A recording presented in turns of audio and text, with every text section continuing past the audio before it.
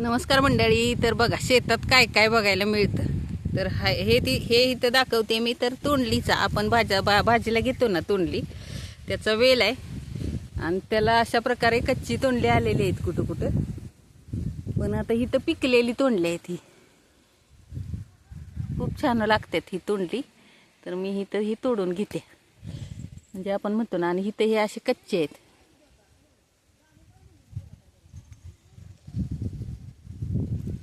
ही कच्ची पण घेते मी तोडून.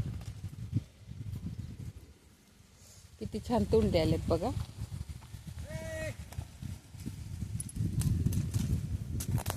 भरपूर कच्ची तोंडले आलेले आहेत. म्हणजे रानात गेल्यावर कधीच रानातली लक्ष्मी आपल्याला मोकळं बसून देत नाही.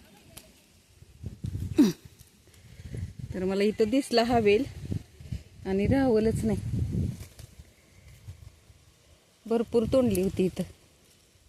खरं तर पिकलेली तोंडली खायला लय छान लागते.